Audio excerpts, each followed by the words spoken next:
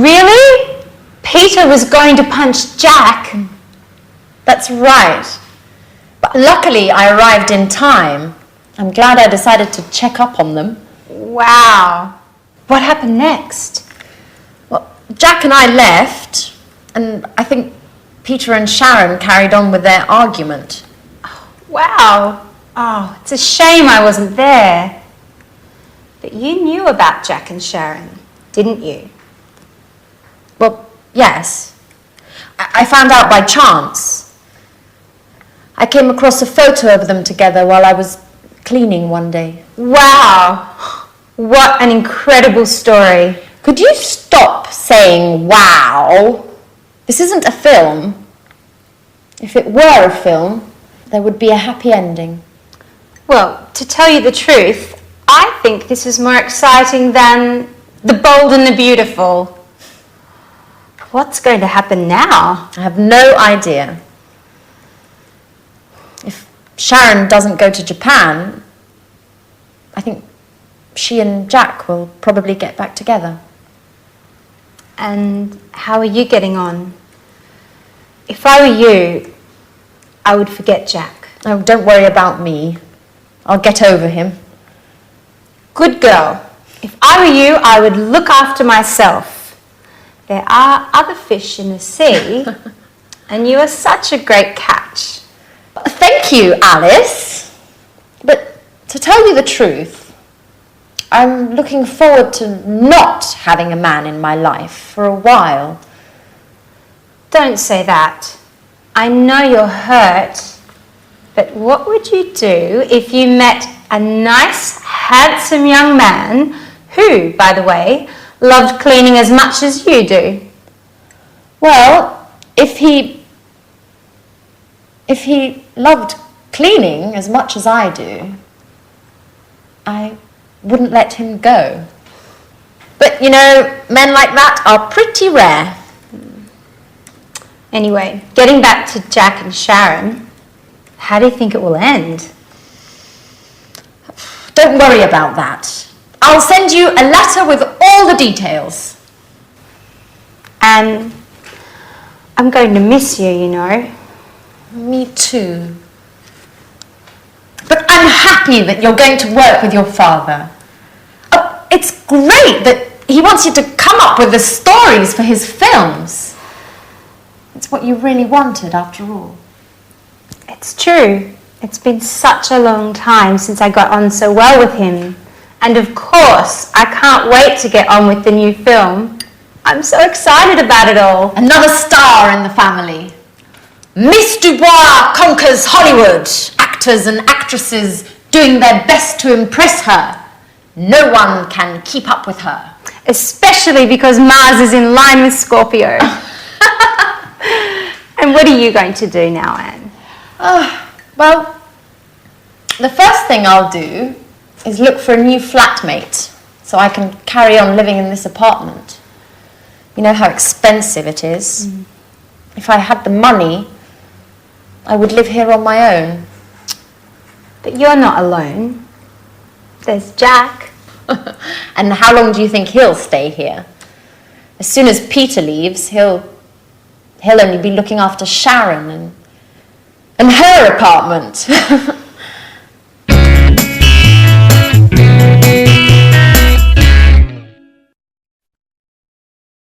Hello again and welcome back for another lesson in your live TV program of English language.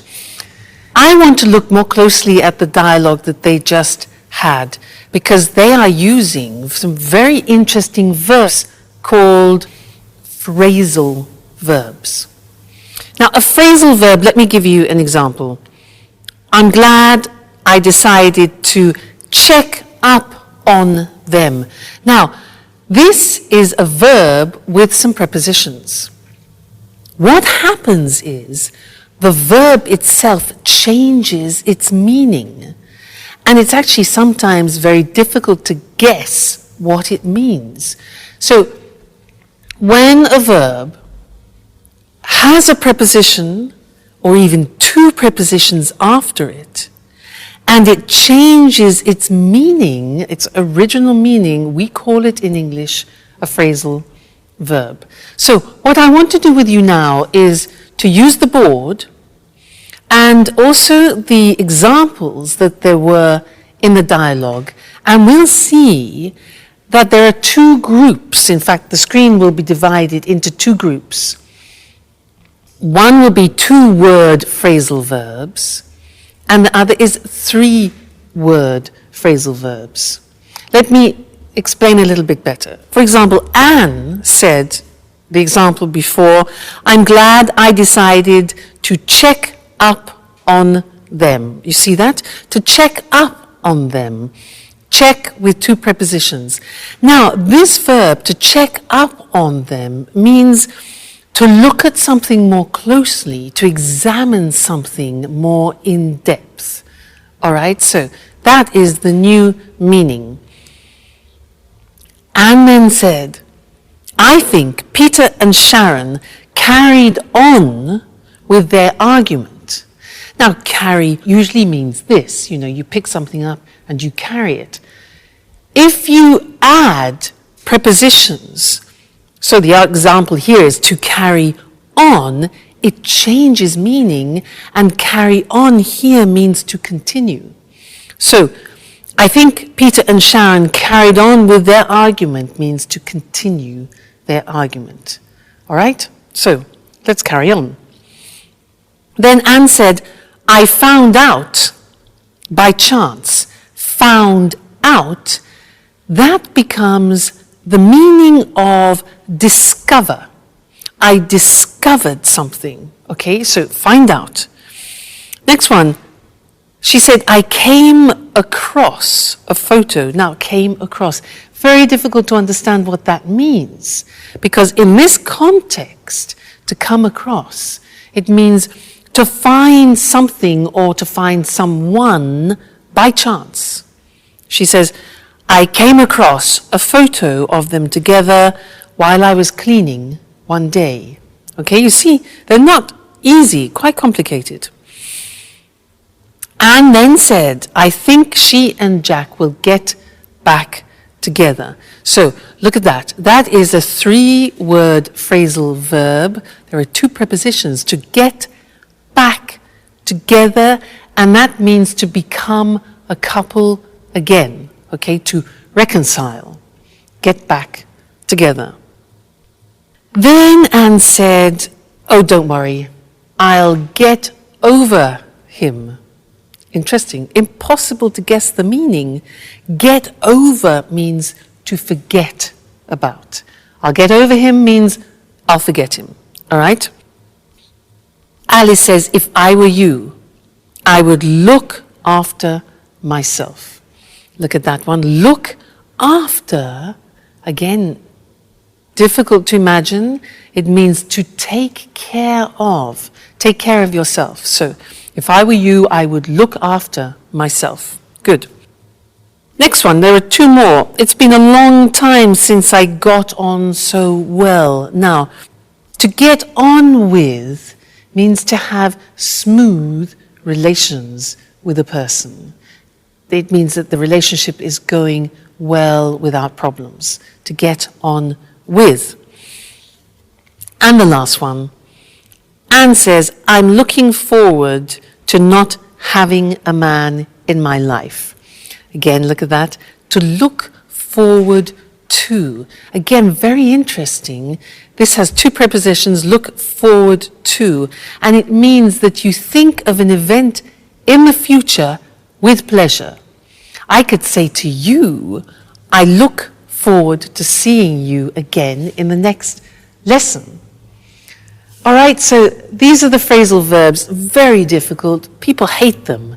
And they say, well, why don't you use easier verbs in English? Well, they come from Anglo-Saxon, and because we use them very often, I'm afraid you have to get familiar with them. All right? So we'll keep practicing. And I'll see you again. I look forward to seeing you again in the next lesson. Okay? Bye.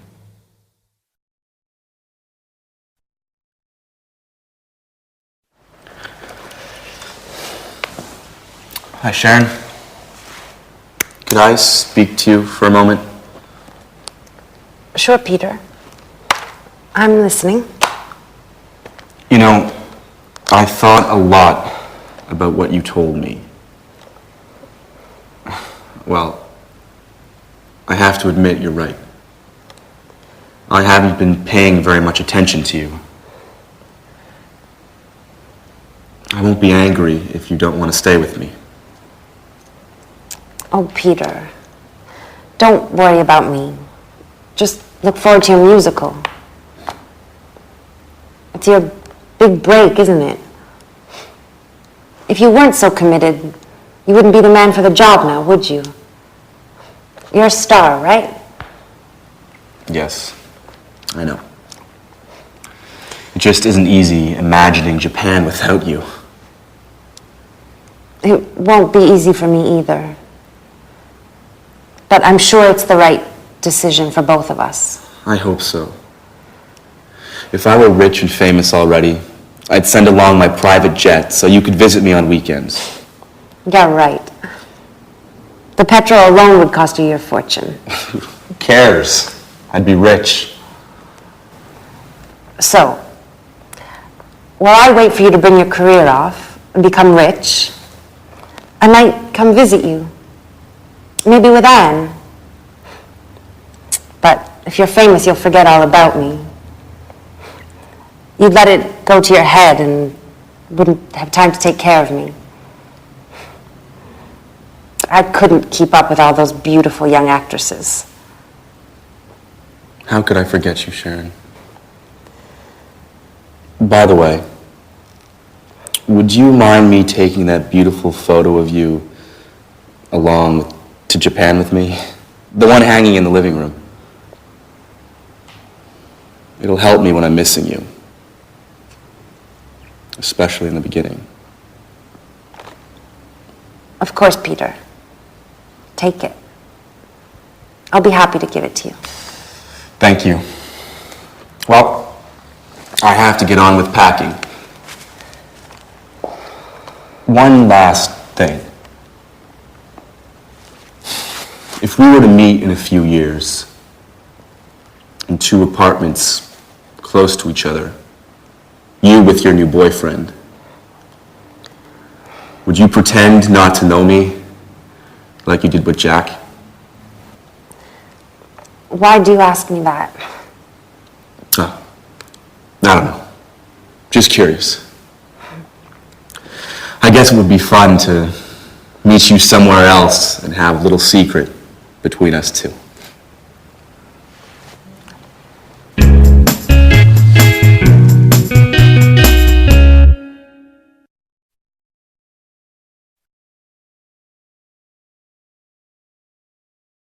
Hello again and welcome back for some more English. Did you hear Peter say to Sharon, if I were rich and famous, I would send along my private jet so she could visit him at weekends? If I were rich and famous, I would send along my private jet? Well, that's a bit improbable, isn't it? But it's useful for us because it means that we can learn another grammatical form, because he was using the second conditional. Remember, in another lesson we learnt the first conditional. This one is the second conditional. So, if I were rich and famous, I'd send along. Now, this is unusual because you say to yourself, wait a minute, if I were, that's not right, because I taught you, I was, you were, he, she, it was, we were, you were, they were. How can you say if I were? Well, it's a special grammatical form. It's a subjunctive form, probably the only subjunctive form left in English. And when you say, if I were you, you're putting yourself in somebody else's shoes. Okay? He says, if I were rich and famous. He uses the verb to be, and this is where the subjunctive comes into play. All right, so very unusual. You must have probably heard this expression, if I were you. If I were you, I would do this. And I want to give you some examples of that because it's very common in English. If I say to you, for example, I'm tired, you could answer, if I were you, I'd go to bed. Now, if I were you, that's the past form, followed by I would go to bed. That's the conditional form, conditional to. If I were you, I would go to bed. Another example, smoking, yeah? I say, look, I can't stop smoking. I want to stop smoking, but I can't. You could say to me, well, if I were you, I'd go to a hypnotist, for example. One possibility, why not? If I were you, I would. Another example, imagine that I am bitten. Look, Mr. Snake bites me. I've been bitten by a snake. I've been bitten by a snake. You could say to me, well, if I were you, I would suck your blood out. Or, if I were you, I would go immediately to a doctor. So do you see how this works? If I were you, I would. Let's go to the screen now because I want to show you that example and also normal examples of the second conditional. So, we use the second conditional when something is improbable. That's why we use if. Let's look at some normal examples. We have if plus the simple past and then would and the infinitive. So a typical example is, if I won the lottery, win 1-1, I'd buy a house. Yeah. If I won the lottery, I'd buy a house. I would buy a house. It's improbable, but if he didn't smoke, negative, past, negative, he wouldn't need an operation. You see, if plus the simple past in the negative and then would in the negative. If you ate less, you would lose more weight. If you ate less, you'd lose more weight. All right, so those are normal examples of the hypothetical situations of the second conditional. And now let's get back to the example I did with you. If I were rich and famous, remember that? If I were. In the episode it was, if he were rich and famous, he'd send an airplane to Sharon. Okay? If I were you, I would forget Jack. If I were you, I would forget Jack. If I were you, I would continue studying with me and English today. If I were you. All right, so that's the second conditional for you. There are 3.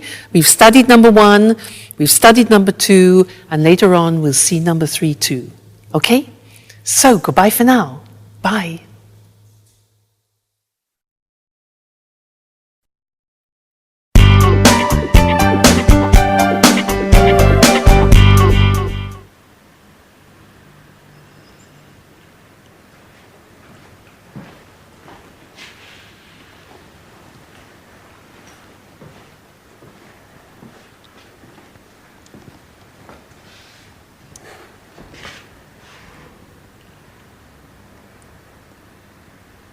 So it's just you and me, isn't it, Anne? Well, really, it's just me, all alone. Are you still angry? No, I was just joking. Of course, it'll be difficult to forget a man like you. You're just pulling my leg now, aren't you, Anne? I wanted to say, if it had been a different time in my life, or if there weren't Sharon, maybe we would, or rather, maybe we could. Too many ifs, Jack. Anyway, I'm happy for both you and Sharon. Really.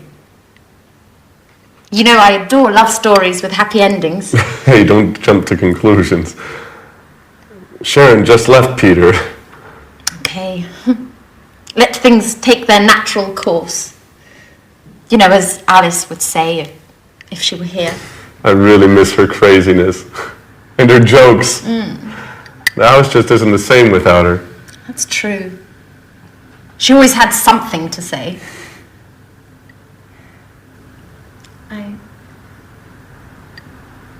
I miss so many things. Like Peter. I even miss his singing exercises. But they were awful. Our poor ears. I know, but I was used to them. Oh, by the way, how did things turn out in the end between you two? Pretty well. We had a long talk, and he understood it really wasn't my fault, that it was inevitable. Peter was just too involved with his career to notice Sharon's needs and desires. Let's just say I took advantage of their situation. I'd say so. You've never missed a chance like that in your life, have you? It's late. I have to go. I'm late as usual. By the way, Sharon and I are going to see a film tonight. Would you like to come?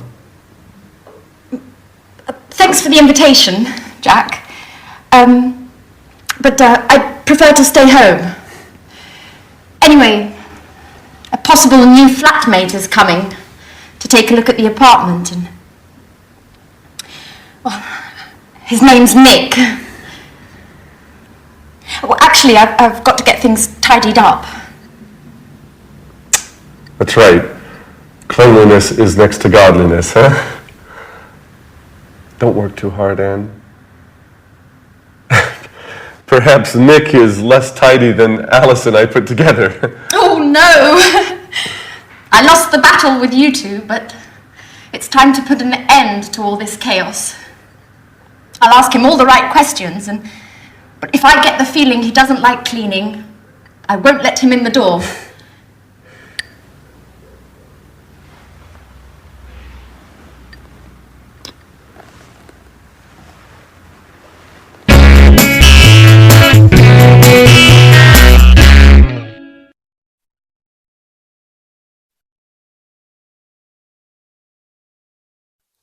Hello again, everyone.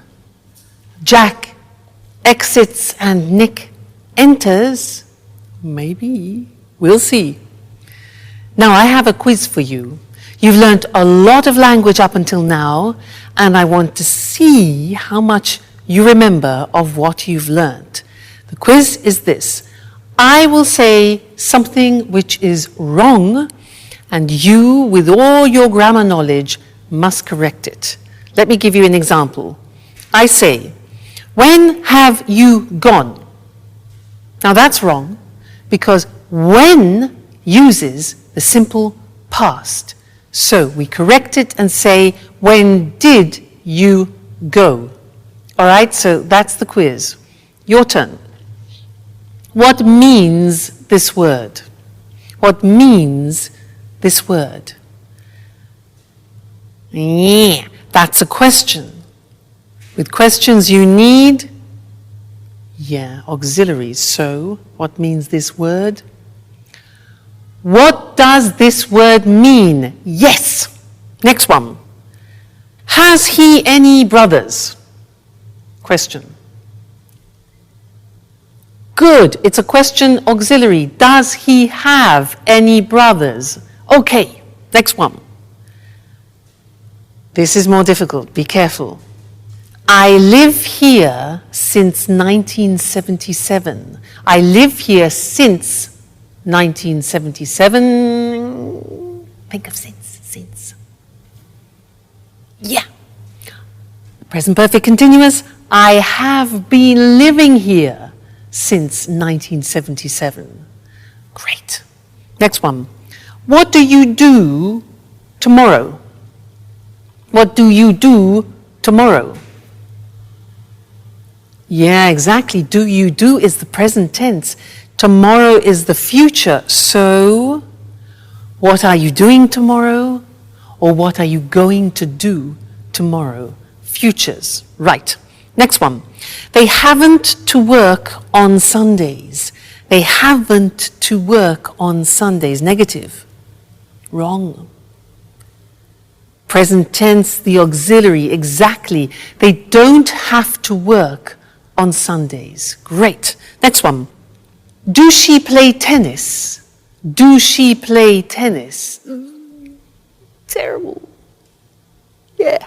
Exactly. Third person. So, does she play tennis? Excuse me. Next one. I call you later. I call you later. Think of this. Snap decision. So it becomes exactly, I'll call you later. Great. Next one. He just left. He just left. Okay, we have just. With just, we use genie, just, ever, already, never, yet. Present perfect, so, yeah, he has just left. He has just left. Great. This one here. If I would know, I would tell you. If I would know, I would tell you. Not possible.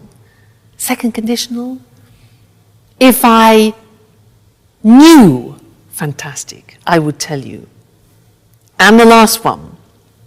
How much it cost. This is a typical mistake. How much it cost. It's a question. You need an auxiliary. So that's it. How much does it cost? Fantastic. You're great. Great students. Keep on studying like this and you'll be able to speak English like me at the end of the course. All right? Great. Well, take care. Keep studying. See you in the next lesson. Okay? Bye.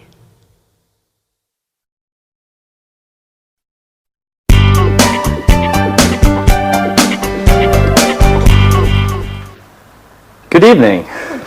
My name's Nick. How do you do? How do you do, Nick? My name's Anne. It's a pleasure to meet you. The pleasure's all mine. So this is the apartment. It's very beautiful. It's so clean and tidy. I love cleanliness. I'd even say that I'm a maniac for cleaning. Really? Well, yes. My friends give me a hard time. They say that I'm the mommy of the group. Is that so? My friends say the same thing about me. Well, there's another thing, Anne. To tell you the truth, it's a little embarrassing. I have another hobby which I adore. What would that be? Well, I just adore cooking. In fact, could I take a look at the kitchen? Are you okay, Anne? What? The kitchen. Do you think you could show me the kitchen? Oh, I'm sorry. It's just that, well, I love cooking. Fantastic. That way we can experiment and try out new dishes together, okay? So, where is it? Right, The kitchen is in there.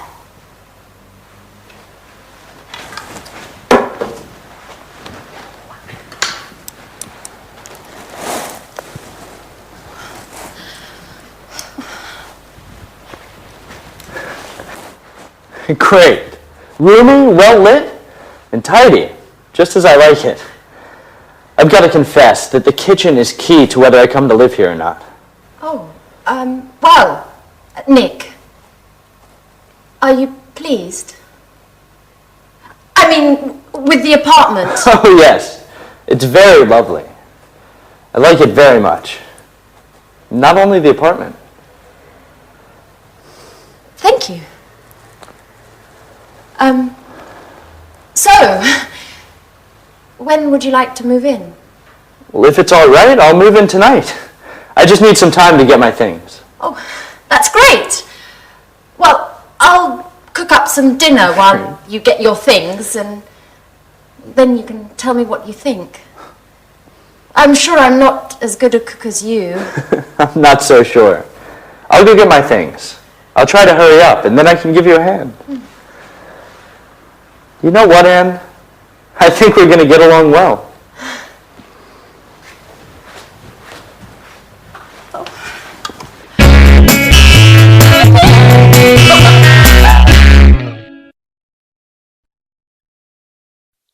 So Anne and Nick cleaned happily ever after. Now, in the last episodes, we have seen lives changing, we've seen people saying goodbye, and I want to look at that language that we use when we say farewell. Farewell in English is a word which means stay well in the future. So let's look at some of the language we can use. We heard, I'm sorry to see you go, and also, I'm going to miss you. I'm going to miss you.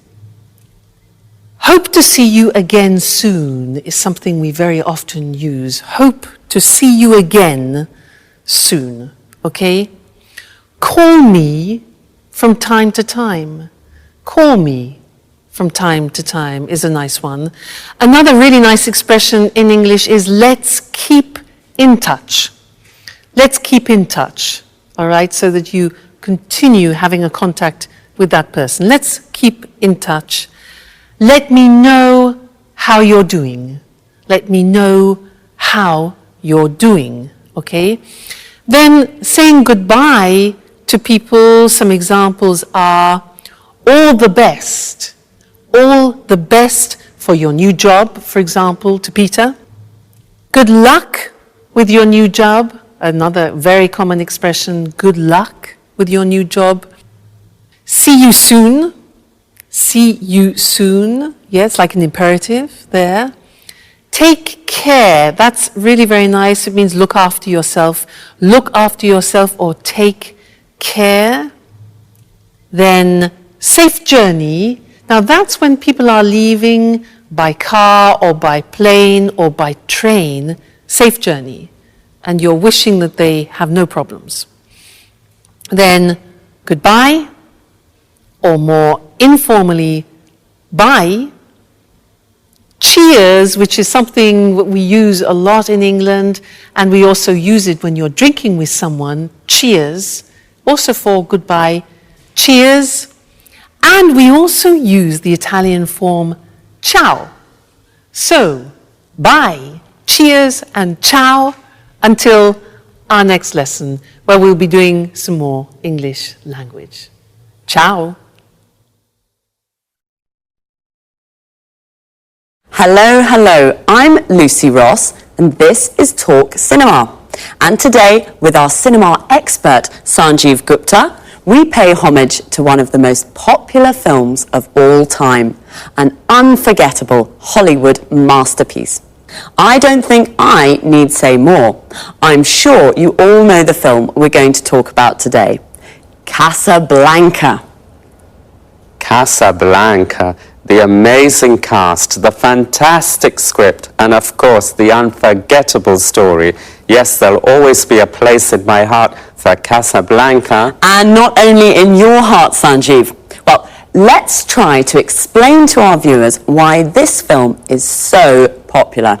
First of all, there are the performances of two of Hollywood's greatest actors, Humphrey Bogart and Ingrid Bergman. And secondly, it's a film that was able to bring romance together with the serious theme of resistance to the Nazis. The end result is a passionate love story brimming over with emotion. Yes, you just can't forget the wonderful performances of Humphrey Bogart and Ingrid Bergman. Could you run through the plot for us, Sanjeev, just to jog our viewers' memories? Sure. Casablanca takes us back to a wartime Europe of Nazis and freedom fighters. The film, directed by Michael Curtiz in 1942, focuses on the character of Rick Blaine, a cynical American who has escaped from occupied France to open an upmarket jazz bar in the Moroccan city of Casablanca. He has to choose between his love for Ilsa and his duty to help her husband Laszlo, a resistance leader, to escape from Morocco to continue his fight against the Nazis. Ilsa first met and fell in love with Rick in Paris. She believed her husband had been killed by the Nazis. When she discovers that Laszlo is still alive, she leaves Rick abruptly without explanation and returns to Laszlo, leaving Rick feeling betrayed and bitter. In the end, Rick sacrifices his love and helps Laszlo and Ilsa to escape to Lisbon. Wow, that's it, yes. Who can forget Rick's famous line to Ilsa as she gets on the plane at the end of the film? "We'll always have Paris." That's true. There are also several other famous lines in the film. For example, when Rick says to Ilsa, "Here's looking at you, kid." Or when Ilsa says to Sam, the piano player, "Play it, Sam, play." Wait a minute, what's the name of that song? Oh yes, I remember. As time goes by, I've sung it so many times. But tell us, am I correct in thinking the film won an Oscar? 3 Oscars for Best Picture, Best Director and Best Screenplay. It was a big hit in 1942 and has been ever since. Casablanca represents Hollywood at its best. A film with undying universal appeal. The film is still shown regularly in America. Really? Do you mean on TV or in the cinema? Both, actually. You know, colleges across the USA show the film every year during the week of graduation exams. This has helped keep the film popular. Well, it certainly is an unforgettable film. That's Casablanca. Thanks to our expert, Sanjeev. Goodbye, Lucy. Goodbye. And goodbye, everyone. See you again soon with the next edition of Talk Cinema. So, have you seen Casablanca? It really is an unforgettable masterpiece. We say something is unforgettable when it's difficult to forget. Casablanca is unforgettable because it's such a good film. We call it a masterpiece. A masterpiece is an excellent piece of work. We usually use it for films, books, and art. Why is Casablanca such an unforgettable film? First of all, the amazing cast. Amazing here means incredible, very good. The cast is all the actors of a film. Casablanca features Humphrey Bogart and Ingrid Bergman. If you've seen it, you can't forget their incredible performances. An actor's performance is the way the actor plays his or her role. Secondly, the script. The script is the text of a film or a play. In fact, Casablanca won 3 Oscars, one for the best screenplay. The screenplay is another word for the script. It won Best Director. The director was Michael Curtiz. We say it was directed by Michael Curtiz, and it won Best Picture. Best Picture means best film. I'll quickly run through the plot to jog your memories. What does all that mean? To run through something means to make a brief summary. The plot is the storyline, what happens in the film. And to jog someone's memory means to help them remember.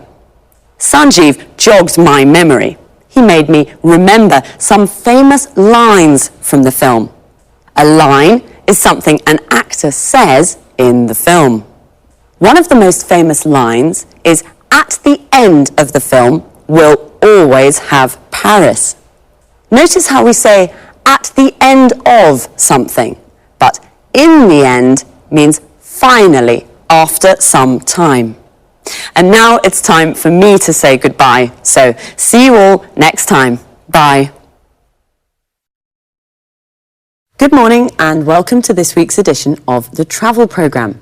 In the studio with me, as always, is Christine Oteng, our travel expert. Good morning, Lucy, and hello to everyone. Are you dreaming of your next holiday? You can't wait to get away from it all. Thinking of going to an exotic, tropical destination? Well, let's have a look at some suggestions that will make your travels more rewarding and help local people too. So over to you, Christine. Thanks, Lucy. Well, the golden rule for a true traveller is to respect the culture and environment of the country you're visiting. This is why I want to talk today about ethical travel. I'm not talking here about a weekend in Paris or a week on a Greek island, but more about tourism to more distant locations in poor developing countries. Ethical travel is all about what to do when you're on holiday in one of these countries. Can you give an example? Sure. To start with, before you leave home, try to choose a travel company that gives part of its profits to a fund that supports local community projects. You know, with traditional tourism, only a very small percentage of the income generated by visitors actually goes to local people. Most of the money that tourists spend goes to multinational companies. Usually, these companies take their profits out of the country and do very little to help local communities and the local environment. You're right. The tourist industry can be a very cutthroat business. So do you have any other suggestions on how we can travel ethically? Sure. Choose a resort that is built with local materials in the local style, or stay in local family-run hotels. Shop and eat where local people do. Use public transport and try to learn a few words of the language before you leave home. The only way to really get to know a country is to get in touch with local people. So it can be useful to read up on the place you're going to visit and its culture before you leave home. Of course, tourists usually see the local culture as something colourful and exotic without really understanding it very well. It's important, though, to learn about local traditions and to respect them. Do this and your holiday will be much more rewarding experience. One more thing. Do remember to always ask before taking photos. And what about shopping? Is this against the concept of ethical travel? Absolutely not. Shopping's always fun, but do use your head when shopping. I mean, try to buy souvenirs from local markets and always pay a fair price for goods. Bargaining's fine, but don't beat the locals down too much. One important thing, never buy souvenirs made from endangered species. This is illegal and damages the local ecosystem. Fine. So an ethical traveller is a responsible tourist who knows how to combine the joys of travelling with a respect for the local culture and environment. Any more advice for us, Christine? Yes, just one last thing. Follow these suggestions and your travels will be a lot more rewarding and much more fun. I'm sure they will be. Well, thanks, Christine, for your really useful tips on how to be an ethical traveller. Well, that's all we have time for today, so goodbye, Christine. Goodbye to all travellers, and remember, travel ethically and enjoy your holidays more. See you soon with another edition of the Travel Programme. Goodbye. Well, I can't wait to get away from it all. I can't wait is an expression that means you're looking forward to something. To get away from it all means to have a holiday and leave your daily life behind. Today, Christine gave us some tips on how to be an ethical traveller. A tip is a piece of advice, a suggestion. First of all, what is ethical travel? It's travel that respects the local culture and environment. Local means from a specific place. For example, the local people are the people that live in a place, and the local culture is the culture from that place. The environment is the world that surrounds us, all the social, physical and cultural conditions of a place. Christine gave us a golden rule, a rule that should not be broken. The golden rule for an ethical traveller is in fact to respect the local culture and environment. She also suggested choosing a travel company that gives some of its profit to local communities. A community is a group of people living in the same area. A travel company is a company that organises tours to various parts of the world. And you should read up on the place you want to visit. To read up on something means to research and get information about something. The best place to stay is in a family-run hotel. Family-run means it's owned and managed by a family. And when you go shopping in a market, bargaining is okay. To bargain means to decide the price with the seller. If something costs $20, you bargain to pay $15. But don't beat the locals down too much. To beat someone down means to force them to reduce the price of something. That's all for this week. See you again soon.